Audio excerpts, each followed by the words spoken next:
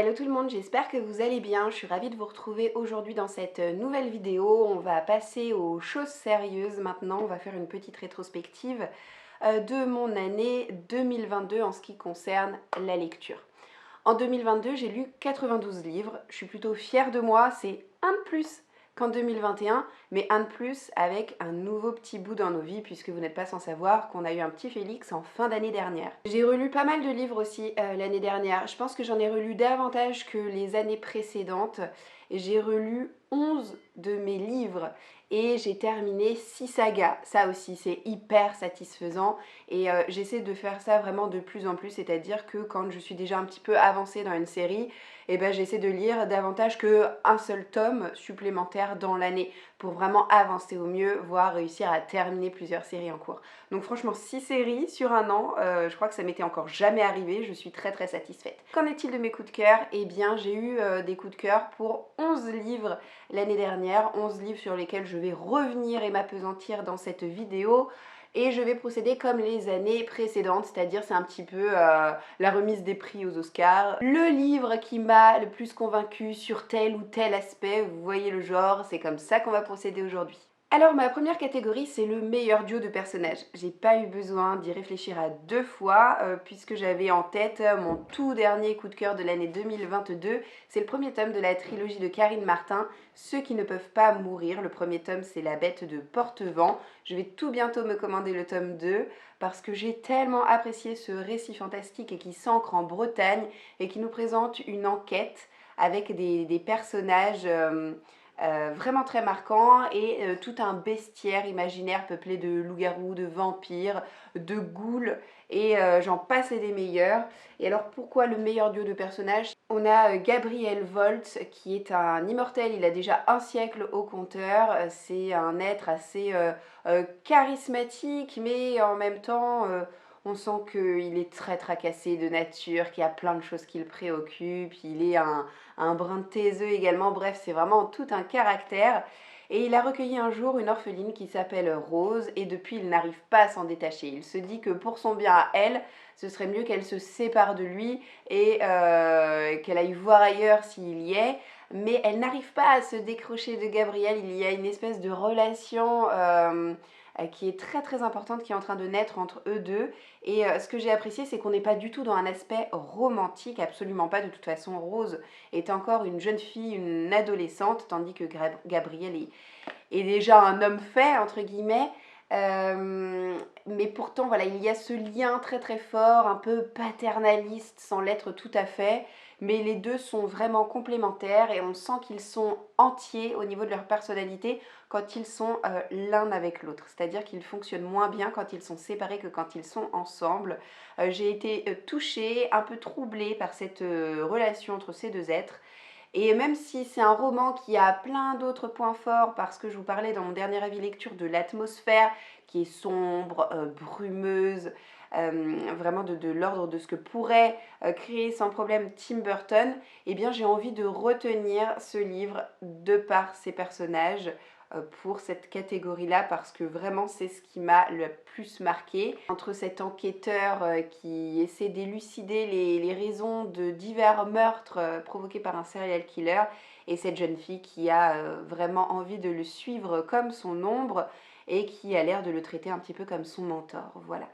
J'espère de tout cœur que le tome 2 saura me convaincre tout autant, mais en tout cas, ça reste ce premier tome, l'une de mes plus belles lectures réalisées au cours de l'année passée. Ensuite, je passe au livre que j'ai trouvé le plus difficile à lire, le plus révoltant. Sans hésitation, il s'agit de 1000 soleils splendides. Je l'ai en version poche chez 10-18 et c'est écrit par Khaled Hosseini. Ce n'est pas du tout le genre de lecture que je fais le plus souvent. Vous ne me voyez presque jamais lire, si ce n'est 1 à 2 fois par an, ce type d'ouvrage parce que souvent je me sens révoltée, parce que souvent ça me fait grincer des dents et quand je lis je préfère au contraire ne pas me sentir heurtée par ma lecture, pouvoir m'évader par le biais d'un récit fantastique ou fondre comme une guimauve face à une belle histoire d'amour, voilà. Et là on est très éloigné de tout ça puisque ce récit se passe en Afghanistan à Kaboul et on va suivre une jeune femme qui s'appelle Mariam et qui endure un mariage avec un homme qui est violent, qu'elle n'a pas voulu. Évidemment, il s'agit d'un mariage arrangé et évidemment la polygamie est de mise puisque Mariam ne va pas voir d'un bon œil l'arrivée de Layla sous son toit, sauf que face à la violence de leur mari, eh bien, les deux femmes vont très vite apprendre à se serrer les coudes. Voilà, ça a été très dur à lire parce que eh bien, l'auteur ne nous épargne pas et puis c'est un récit qui est très très réaliste, c'est-à-dire que c'est pas tiré d'une histoire vraie, mais tout ce qui se passe dans ce récit est tellement plausible que ça peut que vous heurter, ça peut que vous rendre triste. C'est difficile de se dire que tout ça, ça peut exister pour de vrai. En plus de ça, l'écriture est tellement belle, tellement intense, qu'elle ne cache rien des horreurs du quotidien de Mariam face à cet homme. On a juste envie qu'elle s'en sorte, on a juste envie eh bien, qu'elle se révolte, qu'elle aille de l'avant, qu'elle essaie de fuir. Enfin, vraiment, je suis passée par tout un panel d'émotions en lisant cette lecture qui m'a prise aux tripes.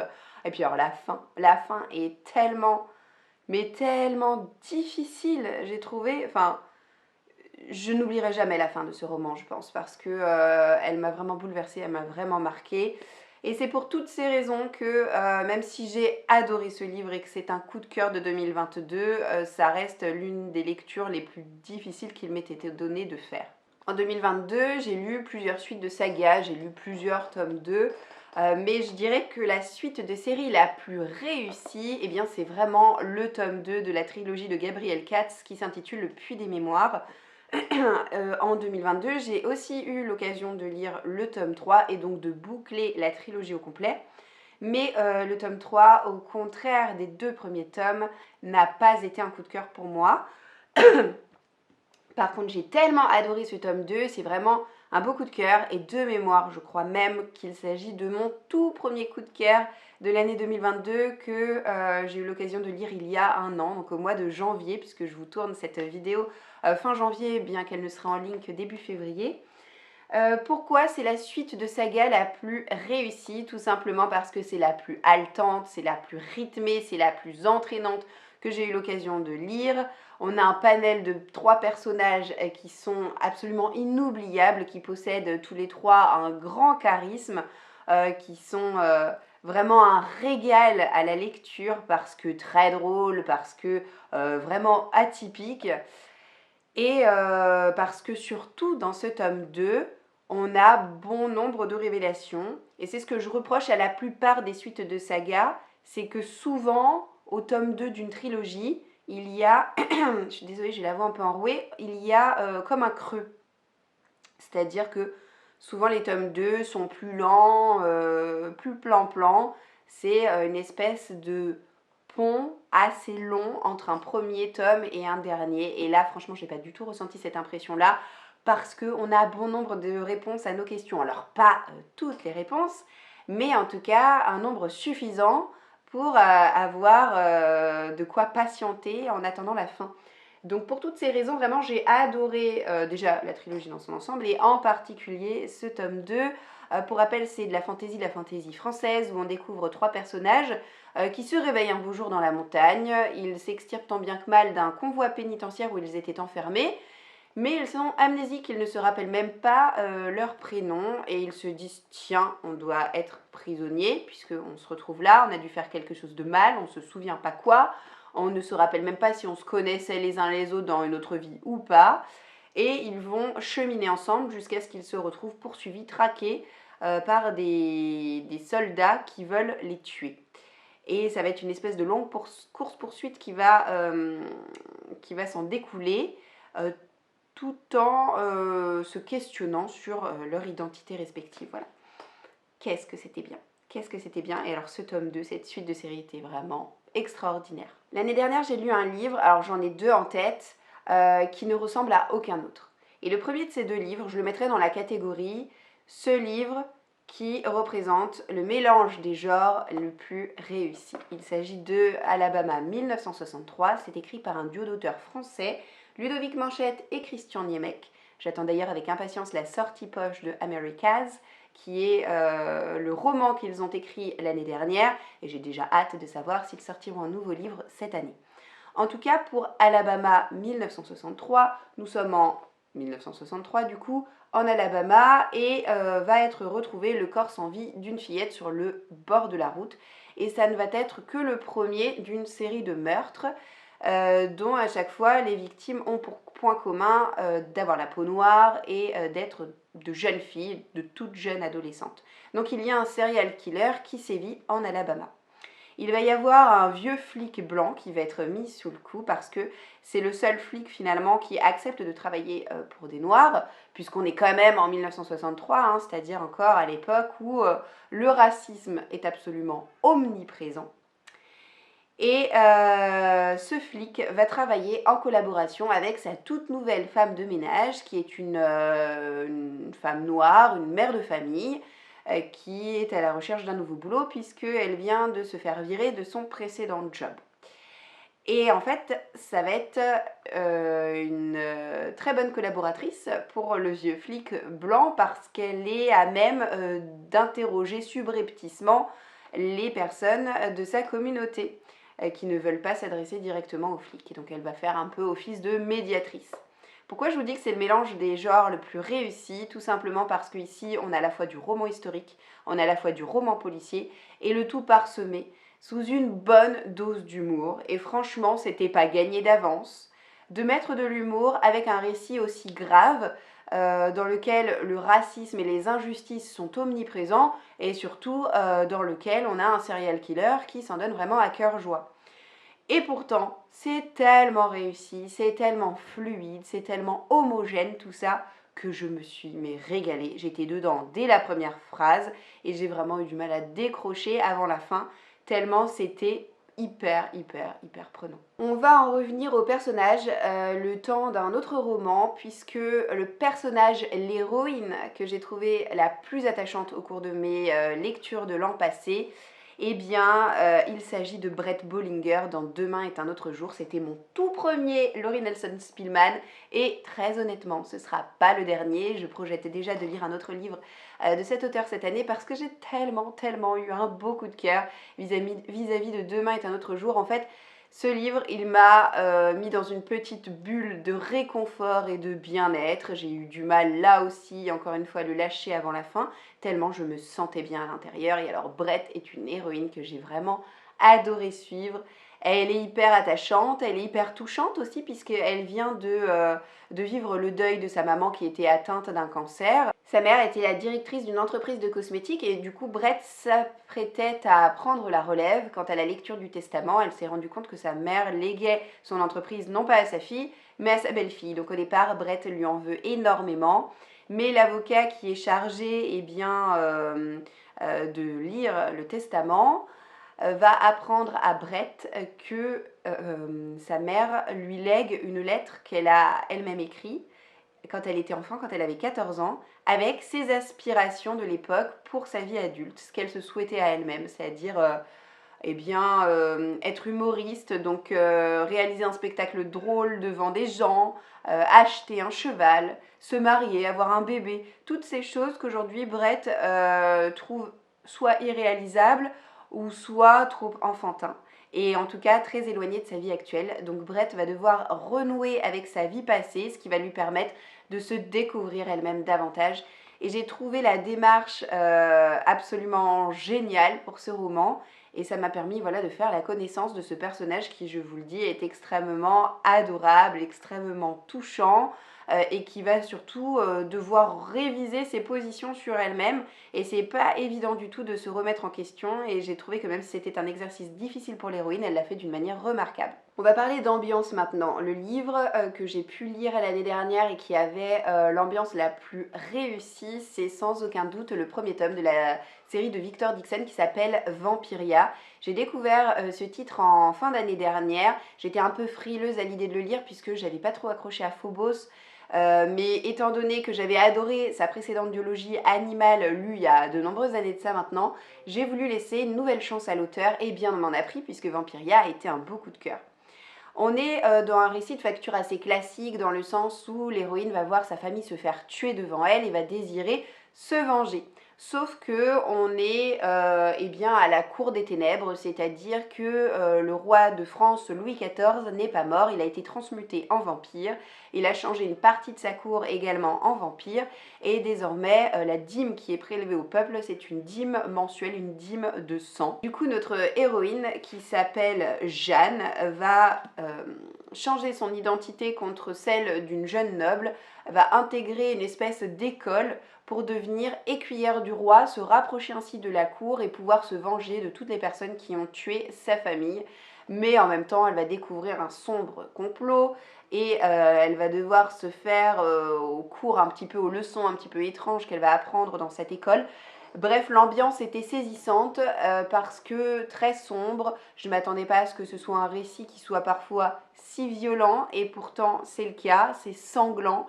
Mais c'est extrêmement prenant, extrêmement réussi. Je trouve l'idée de base absolument exceptionnelle. Voilà, il fallait avoir l'idée de transformer la cour de France en cour de vampires.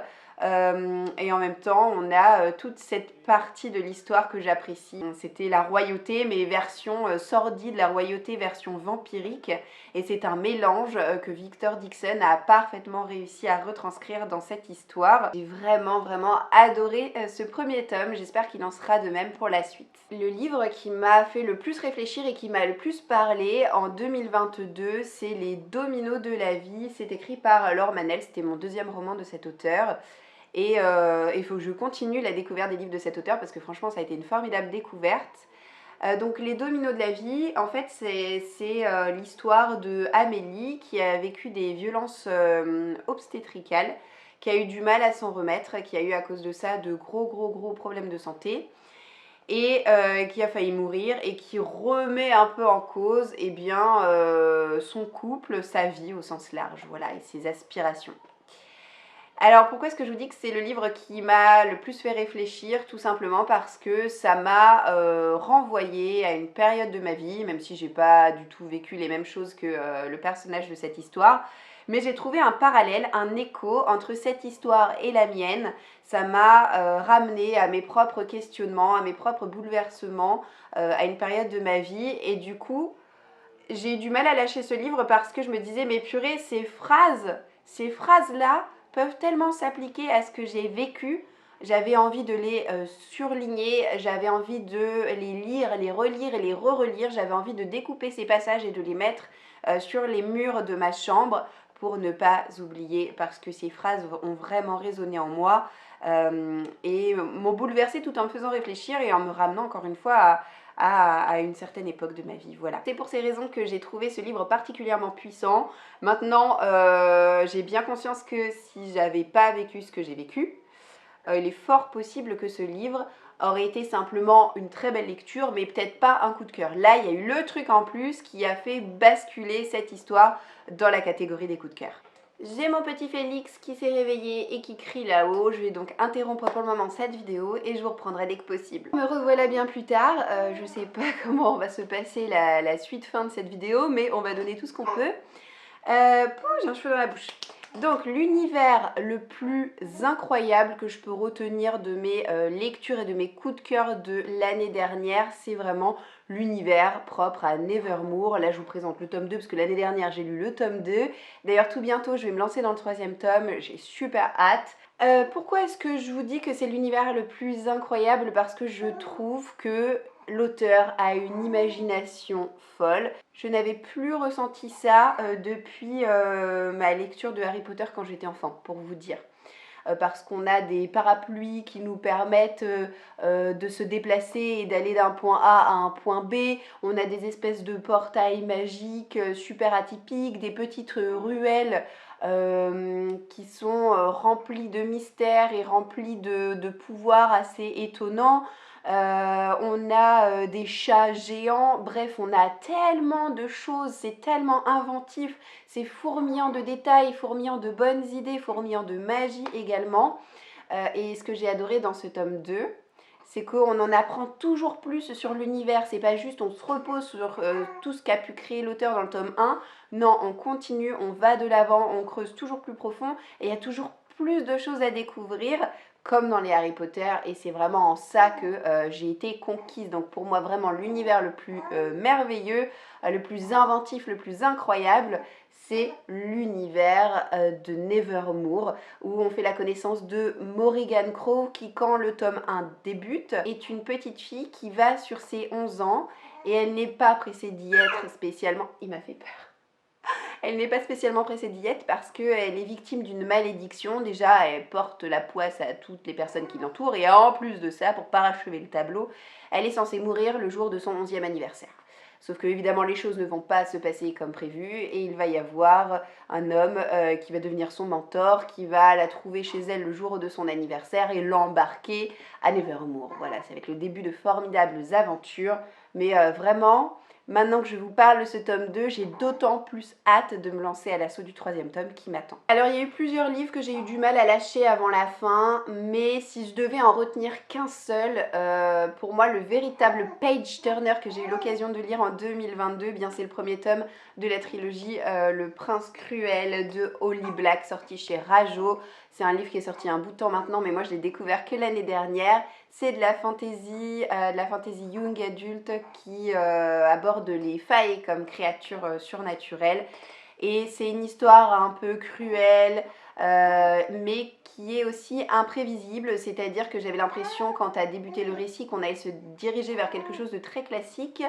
Et finalement, toutes mes certitudes ont été bouleversées en cours de l'histoire, ce qui a fait que j'étais d'autant plus happée par ma lecture. J'ai été vraiment incapable de lâcher ce livre avant la fin. C'est l'un des livres que j'ai lu le plus rapidement de toute l'année dernière. Donc là, dans cette histoire, on a Jude qui vit parmi les failles alors qu'elle est humaine. Mais son père adoptif a tué ses parents et l'a ramenée en Faerie, où elle vit avec sa sœur jumelle et sa grande sœur.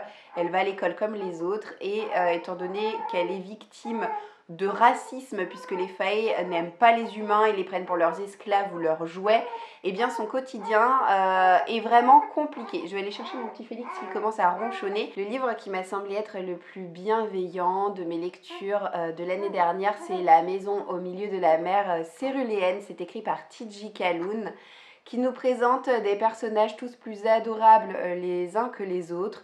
Et pourquoi est-ce que je vous dis que c'est un récit bienveillant? Tout simplement parce que il prône la tolérance vis-à-vis d'autrui, et c'était mais tellement chou, tellement réconfortant là aussi comme histoire, avec des personnages tous plus adorables les uns que les autres. En fait, on va suivre Linus Baker, qui ressemble à Monsieur Tout-le-Monde, c'est-à-dire qu'il a la quarantaine, pas très gracieuse, hein. Il a le cheveu rare, il a un gros bidon, et il passe plutôt inaperçu, mais c'est quand même un homme qui se caractérise par une gentillesse infinie et qui travaille au ministère de la magie. Son boulot, c'est d'aller sur place dans des orphelinats pour vérifier que les conditions d'hygiène, de sécurité, etc. sont respectées, pour vérifier que les orphelins qui possèdent des pouvoirs magiques sont bien traités, et ensuite il retourne au bureau pour faire des rapports, et il va être envoyé en mission pour enquêter entre guillemets sur un orphelinat qui est donc au milieu de la mer céruléenne, qui est de niveau 4 je crois, bref, parce qu'il a en son sein des enfants qui ont des pouvoirs atypiques et surtout très dangereux. Et donc Linus va aller sur place, et ça va lui faire voir les choses sous une autre perspective. Il va se rendre compte qu'il y a plein d'injustices, qu'il peut potentiellement y mettre un terme. Et c'était mais tellement mignon comme récit, tellement adorable. Et je vous dis, voilà, c'est vraiment une ode à la bienveillance, à la tolérance, et c'était une lecture absolument magnifique. Et il me reste un seul livre dont il faut que je vous parle. Si Bibouche la babouche est d'accord. Es-tu d'accord? Il n'est pas d'accord. Et pour finir, je voulais parler du livre qui m'a semblé être le plus original de toutes mes lectures de l'année dernière. Ça vous surprendra peut-être pas parce que je vous en ai beaucoup parlé l'an passé. Il s'agit de Daisy Jones and the Six. Et c'était ma toute première et certainement pas dernière lecture, écrite par Taylor Jenkins Reid. Qui est-il, mon ange? Oh, trop d'émotions, trop d'émotions, trop d'émotions. Qu'est-ce qu'il y a, mon nounours? Qu'est-ce qu'il y a, mon nounours? Tout va bien mon cœur, t'es avec maman, c'est la meilleure place au monde. Alors pourquoi est-ce que je vous dis que c'est le plus original? Je vais arrêter de le tenir toutes les 2 secondes, voilà, vous l'avez vu. Parce que c'est un récit qui vraiment ne ressemble à aucun autre dans le sens où il s'agit d'une longue interview, puisque tout le roman c'est ça, c'est l'interview d'une journaliste qui interroge les membres d'un groupe de rock fictif dans les années 70, donc aussi bien les chanteurs que les musiciens. Et elle les fait revenir sur la genèse de leur groupe, donc sa formation, leurs succès, leurs échecs, leurs déconvenus, leurs déceptions, leurs attentes à chacun, tous les grands prix qu'ils ont pu remporter, leurs concerts, etc. Vraiment, on va revenir sur toute l'histoire de ce groupe. Et la force de l'auteur, c'est d'avoir fait comme si ce groupe existait réellement. C'est-à-dire que quand on termine le bouquin, on a juste envie d'aller sur Spotify et d'écouter l'intégralité de la playlist. Et c'est vraiment tout le brio de cet auteur de nous avoir inventé comme ça un groupe qui n'existe pas, en faisant comme s'ils existaient pour de vrai. C'est aussi un récit qui, de par sa construction, a une fluidité absolument incroyable et un rythme certain. Et je l'ai lu de manière très rapide et j'aimerais vraiment pouvoir découvrir davantage de romans de ce type aussi originaux en tout cas. C'est donc le dernier coup de cœur de cette liste de 11 livres que je vous ai proposés, mes 11 lectures préférées de l'année passée. J'espère que vous y piocherez plein de belles idées de lecture. J'espère que cette vidéo vous aura plu. Et puis, je ne me souhaite qu'une seule chose, c'est que la fournée de 2023 soit à la hauteur de la fournée de coup de cœur de 2022. J'espère que cette vidéo vous aura plu. Je vous souhaite d'ores et déjà de passer une très belle journée et je vous dis à bientôt dans une prochaine vidéo. Ciao, ciao! Mais mon plus beau coup de cœur, on est d'accord, c'est toi mon chat.